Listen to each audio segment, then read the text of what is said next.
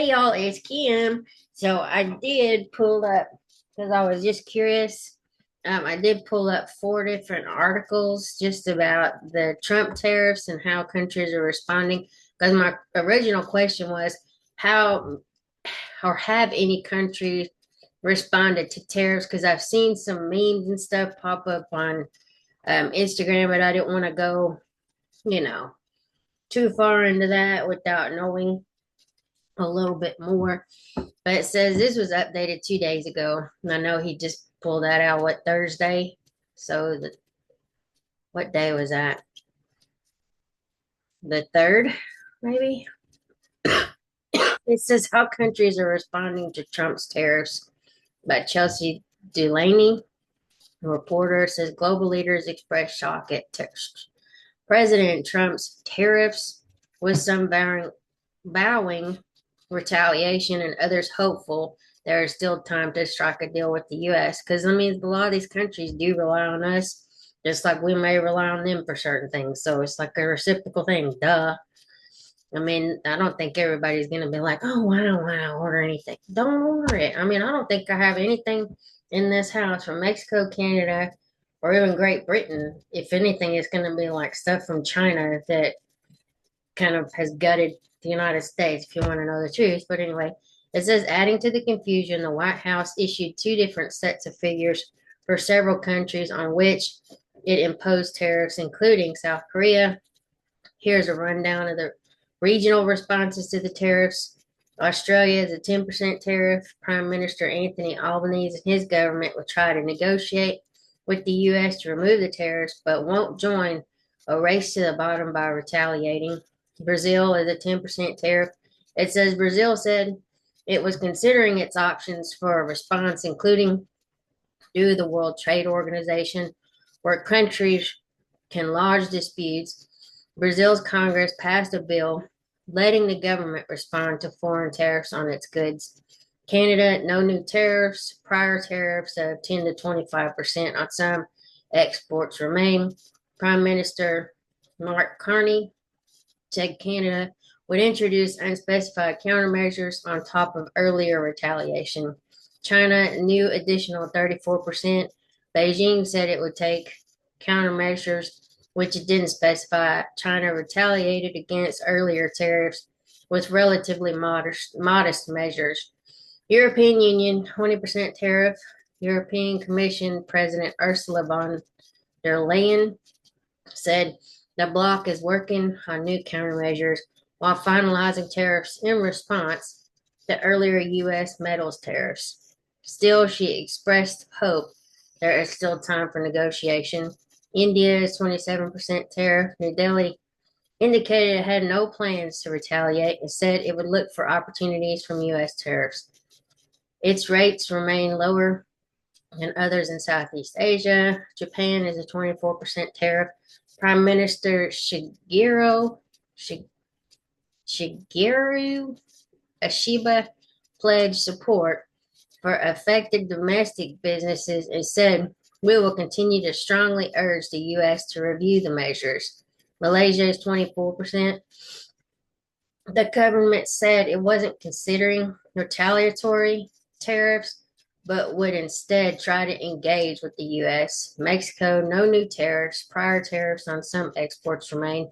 President Claudia Sheinbaum said Mexico will announce on Thursday a comprehensive response to U.S. tariffs, but it isn't pursuing tit for tat on tariffs. Singapore's 10% Trade Minister Gan Kim Yong said the country wouldn't invoke a dispute resolution mechanism outlined in its U.S. free trade agreement or impose retaliatory tariffs, saying that doing so would add to costs for consumers and businesses. South Korea, 26% tariff. Acting President and Prime Minister Han Duck Soo said Seoul would provide emergency support for the auto industry and others exposed to tariffs. Switzerland is 32%. The government said it wouldn't impose countermeasures at the moment and will begin working on a solution. It also questioned the White House's methodology, saying in a statement the calculation of the U.S. government are not clear to the federal council. Thailand, 37%. Uh, Bangkok said in a statement that it hoped to negotiate with the U.S. and highlighted how it could be a key part of American friend-shoring strategies.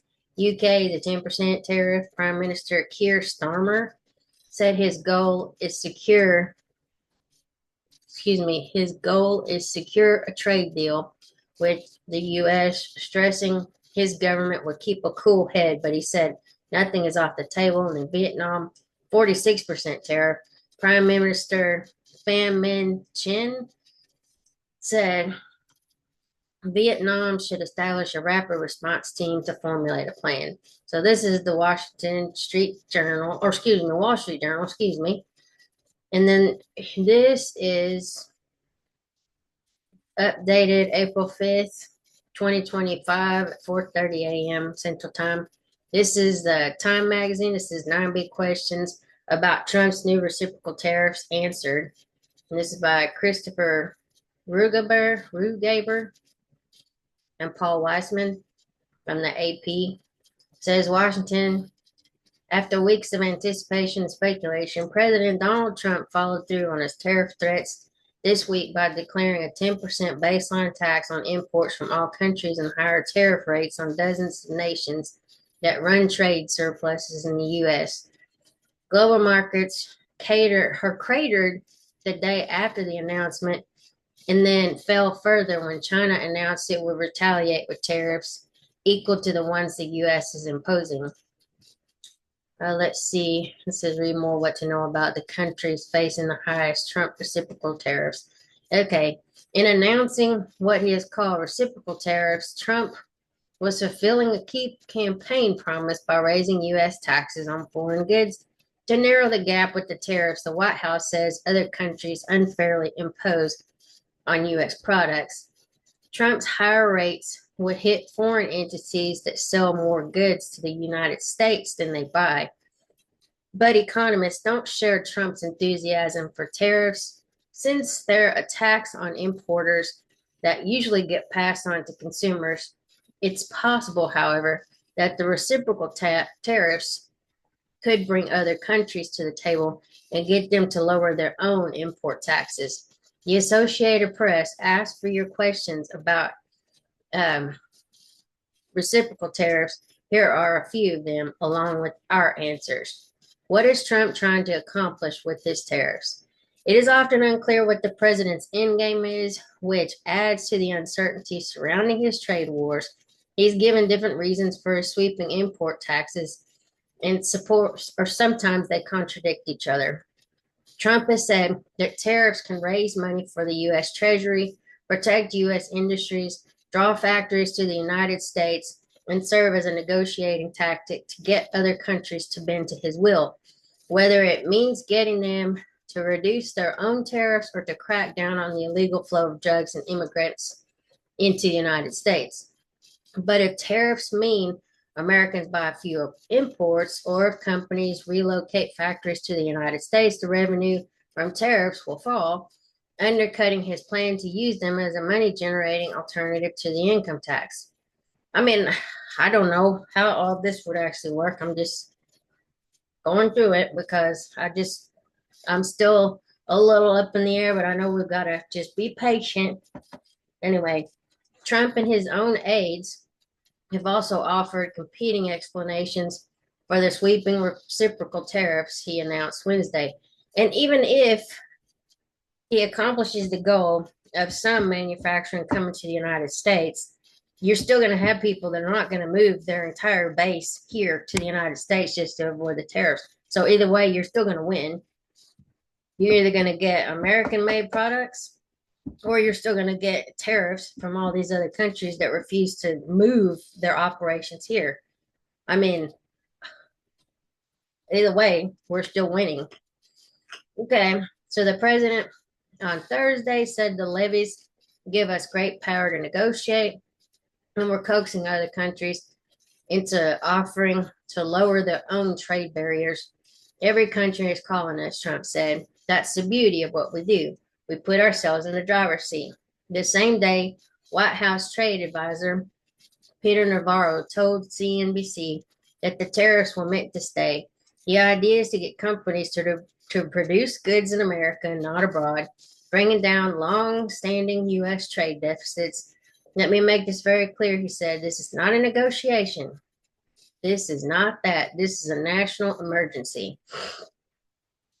Here's another one. Okay. What is currency manipulation? Currency manipulation takes place when a country deliberately pushes the value of its currency lower, which makes its companies' exports cheaper in foreign markets and gives them an unfair competitive advantage. It can do this by selling, they misspelled that, by selling its own currency and buying another country's, usually the US dollar, in foreign exchange markets. In announcing sweeping tariffs this year, Trump has accused other countries of using this tactic to gain an unfair advantage over American companies. China, in particular, was notorious for years for manipulating its currency lower to boost exports. But last November, the Biden administration's Treasury Department concluded that no major U.S. trading partner had manipulated its currency to gain an unfair advantage in the fiscal year that ended in June 2024.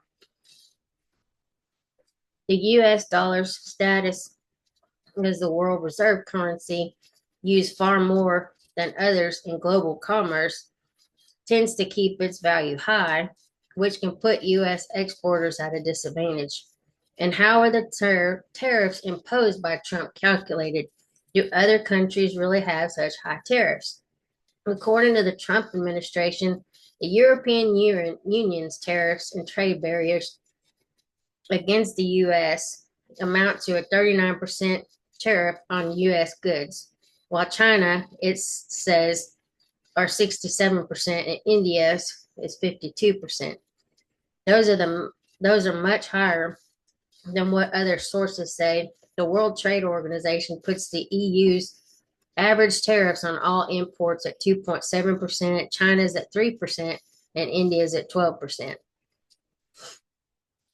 The Trump administration says it is including currency manipulation, government subsidies, and other barriers to trade in its calculations.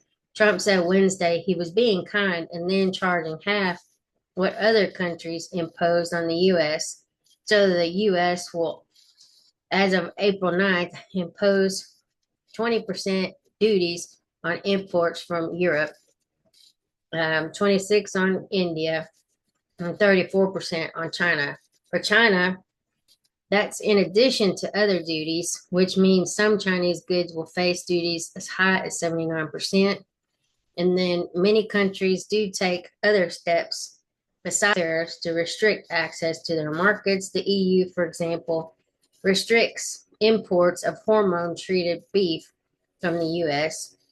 The U.S. government has long complained that China doesn't protect intellectual property, such as software made by American companies. Still, those factors don't explain how the administration came up with such high numbers for other countries' tariffs. Instead, the White House said it did a simple calculation. It took the size of each country's trade imbalance on goods in the United States, or with the United States, and divided that by how much American imports from that nation. It then took half that percentage and made it the new tariff rate. Okay. Let's see. I don't really want to keep doing this. Not this particular. This is taking forever. Anyway, let's just move on. This is Newsweek. It says map shows how countries respond to Trump's tariffs. Okay. Governments around the world are pledging retaliatory actions or urgently seeking exemptions after former President Donald Trump, now back in office, announced sweeping new tariffs on imported goods. When was this written? Okay, April 4th, 2025 at 9:24 a.m. So that was yesterday morning. So Theo Berman and John Fang. Okay, cool. All right. It says the European Union, China, Japan, South Korea, and others signal a range of responses, from formal protests to immediate legislative action, as they assess the potential impact on their economies. Newsweek contacted the White House for comment on the tariffs impact via email, and then why it matters. The tariffs affect global supply chains and could increase prices on both sides of the exchange. Countries that export heavily to the U.S. have the most to lose, particularly China, Japan, Germany, and South Korea. The policy has already strained diplomatic ties with global leaders, flocking to other allies and groups that exclude the U.S. And what to know, Trump's order faced a global backlash, with leaders across the world retaliating with both words and policies of their own.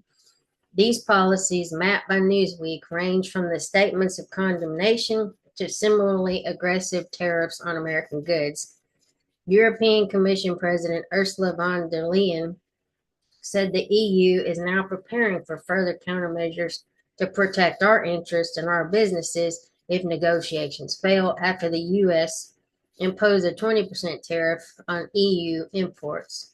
EU Trade Commissioner Maros Sefcovic plans to meet U.S. counterparts for talks, but warned we won't stand idly by should we be unable to reach a fair deal, according to Reuters. How world economies respond to the U.S. tariffs. So let's see what this says. China's Commerce Ministry said Beijing firmly opposes the reciprocal tariffs and will take countermeasures to safeguard its own rights and interests. Japan's Trade Minister Yoji Muto called the move extremely regrettable and promised a bold and speedy response. And then Australia has opted against retaliation. Prime Minister Anthony Albanese said, "We will not join a race to the bottom that leads to higher prices and slower growth." Singapore also announced it would not impose countermeasures, citing cost concerns under its bilateral trade agreement. Brazil, which received the 10% baseline tariff, said it was evaluating all possible actions to ensure reciprocity, including, World Trade Organization mechanisms. The country's Congress passed a bill to establish a legal basis for countermeasures just hours after the tariffs were announced. Mexico's President Claudia Sheinbaum said the country would avoid tit-for-tat tariffs and would instead unveil a comprehensive program. In the UK, it took a more cautious tone. Prime Minister Sir Keir Starmer said that while a trade war is not in our national interest, he would only strike a deal if it was the right one. It emphasizes that nothing is off the table. And then what happens next? The EU will meet in the coming days to firm up its response to Trump's tariffs, but both sides have made clear they're willing to negotiate. And then the tariffs are set to go into effect between April 5th and April 9th. I mean, I guess it's pretty fair. I don't know. Let's see. Okay, so these are some of the countries that are getting this stuff. Oh yeah. Wow. I'm going to put these in the description so you can go in here and look at these. According to the other article, I don't know where they're getting these calculations, but they must have found them from somewhere. So, well, that's real. Okay, draft and countermeasures. And then obviously none of this matters, and that we're not negotiating with Russia on anything. So let's see what this little video says. What the heck? Why is that on there? Well, of course. At the same time, we will establish a. Let me rewind. You see the numbers. The numbers are so disproportionate. They're so unfair. At the same time, we will establish a minimum baseline tariff of 10%. You notice that on the chart? And that'll be on other countries to help rebuild our economy and to prevent cheating. So we're going to have a minimum of cheating, and we're going to be very severe on the people that at the gate that watch the tariffs and watch the product coming in, because there's been a lot of bad things happening at the gate because the money is so enormous that you're talking about. There's never been probably anything like it in terms of the enormity. So anyway, I just wanted to show you that one. And then one last one. This is from Fox News. It says, here's what Trump is really up to with high stakes tariff gambit. The plan is more ambitious than many realize, but the question is, will it work? Oh, hold on. Bringing the laundry into the room. Let me I set the stuff down there, little socks. ah, I didn't know where the shirt went. let me just exit out of that. It's still playing. Stupid. When I copied that. Okay. All right. This is Tanvi Ratna, opinion for Fox News. This was April 5th, 2025, 7:13 Eastern Daylight Time. White House defends Trump's tariffs despite markets plunging. It says, let us be honest, what most people hear tariffs, they think about price hikes and trade wars, but the Trump administration's latest tariff rollout is not merely a knee-jerk protectionist move. It is part of a broader strategy. What is actually in play here is a high-stakes effort to build up leverage and resources to manage America's debt, reset its industrial base, and renegotiate its standing in the global order. And how we got to Liberation Day. Oh, look at Trump's past comments on tariffs. That's another link. And it all begins with the problem most people have not been told enough about. In 2025, the U.S. government must refinance $9.2 trillion in maturing debt. Some $6.5 trillion of that comes due by June. That is not a typo. That is a debt wall the size of a small continent. Now, here's the math. According to Treasury Secretary Scott Bessent, which I watched the Tucker Carlson episode with him, he seems pretty sharp. Okay, each basis point, one hundredth of a percent drop in interest rate saves the government roughly $1 billion per year. Geez, this numbers. Since the announcement of tariffs on April 2nd, 10-year Treasury yields have fallen from 4.2% to 3.9%, a 30 basis point drop.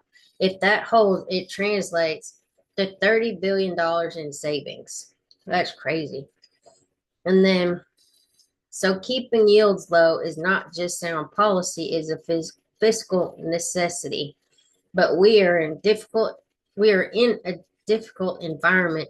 Inflation has not fully cooled, and the Federal Reserve remains wary of cutting rates too quickly. So the question becomes, how does one bring yields down without the Fed's help? Here's where the strategy becomes interesting. By introducing sweeping tariffs, the administration is creating precisely the kind of economic uncertainty that drives investors towards safer assets such as long-term U.S. treasuries. When markets are spooked, capital exits risk and equity assets, as we see with the stock market collapse, and piles into safe assets, primarily the 10-year U.S. Treasury bond that pushes yields lower. It is a counterintuitive move, but a calculated one. Some have called it a detox for the overheated financial system, and it appears to be working. However, even cheaper debt does not solve everything. The deficit remains massive, and that is where spending cuts come in. So that's where you have Elon Musk and the Doge team.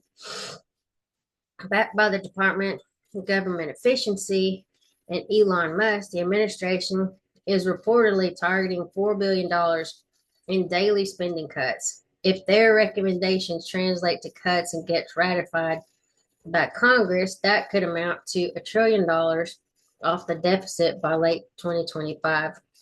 At this point, we have two pillars: lower borrowing costs and tighter spending. But there remains a third and arguably most important pillar: growth. Tariffs serve as the ignition switch. By making imports more expensive, they create space for American producers to step back in. The objective is not to punish trade partners, it is to make domestic industry viable again, even if only long enough to rebuild critical capacity.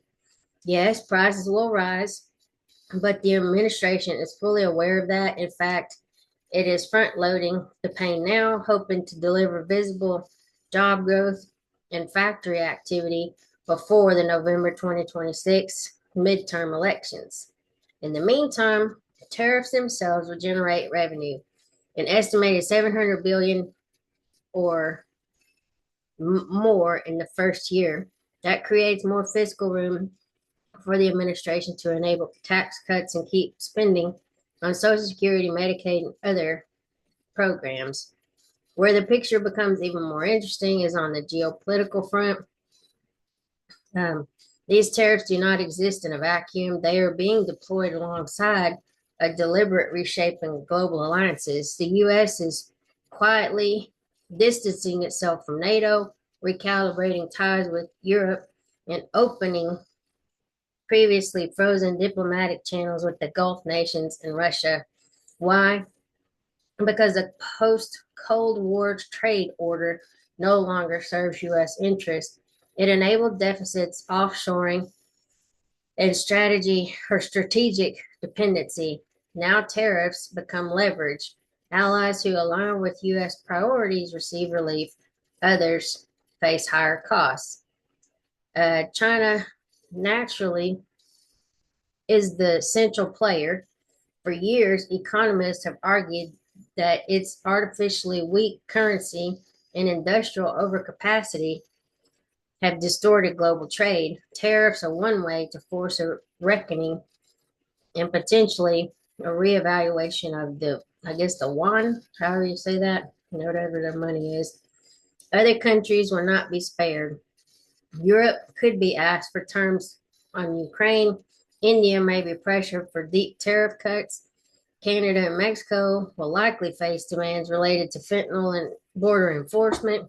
And this is not random, it is trade policy as a means for forcing countries to the negotiating table. Domestically, the political logic is equally clear. The sectors most likely to benefit, steel, automobile, textiles, are concentrated in battleground states. The administration is betting that visible wins in those regions will outweigh short-term pain in sectors dependent on cheap imports. There are serious risks here. If inflation returns or if the reshoring fails, the blowback could be severe. But make no mistake, this is not improvisation. It is disruption by design. Whether one agrees with it or not, this is one of the most ambitious fiscal and industrial resets in a generation. The only question that remains is, will it work? And we'll see. I mean, that's all we can do is just wait it out. Don't freak out. Don't sell all your stocks out. I know people are probably shorting the stock exchange and everything, selling things because they're worried about how this is going to work. I mean, we may totally rebound. Who knows? You just got to give it some time. But anyway, I just wanted to bring up 4 separate opinions or articles related to that. It's kind of weird that people are like super freaking out, but I mean, if we can get stuff manufactured here, I mean, we're still going to get tariffs from other countries because, like I said, some of them are not going to bring their base here, their base of operations. But anyway, you know, either way, we win. If that's the case, I mean, we either get tariffs or we get them to manufacture it here. We wanted that in the first place. America first. Blah, blah, blah, blah. Anyway, like, share, and subscribe. I'll talk to y'all later. Bye.